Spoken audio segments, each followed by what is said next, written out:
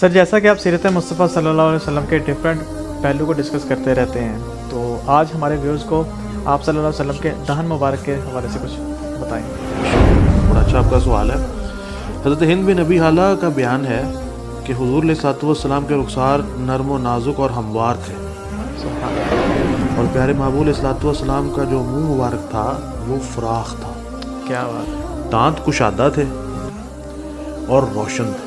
سبحان اللہ۔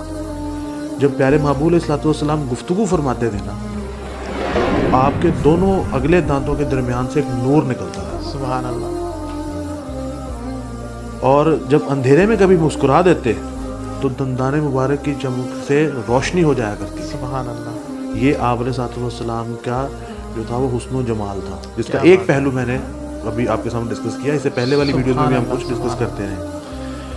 اور ایک اور بڑی کمال کی بات آپ کو بتاؤں کہ حضور علیہ الصلوۃ والسلام کو کبھی جمائی نہیں آئی، کیا بات، اور یہ خاصہ باقی پیغمبروں کے ساتھ بھی تھا سبحان کہ اللہ تبارک و تعالیٰ نے، کیونکہ جمائی کے بارے میں کہا جاتا ہے کہ یہ شیطان کی طرف سے آتی ہے، تو اللہ تبارک و تعالیٰ نے اپنے انبیاء علیہ السلام کو بالخصوص حضور علیہ الصلوۃ والسلام کو جمائی سے محفوظ رکھا، اس سے دور رکھا، سبحان اللہ۔ چونکہ یہ ایک شیطانی عمل تھا تو اس عمل سے انبیاء علیہ السلام کو دور رکھا گیا۔ صحیح ہے۔ وہ دہن جس کی ہر بات وحی خدا، کیا بات ہے، وہ دہن جس کی ہر بات وحی خدا، چشمہ علم و حکمت پہ لاکھوں سلام، سبحان اللہ، چشمہ علم و حکمت پہ لاکھوں سلام۔ کیا بات ہے سرکار دو عالم صلی اللہ تعالیٰ علیہ وسلم کی۔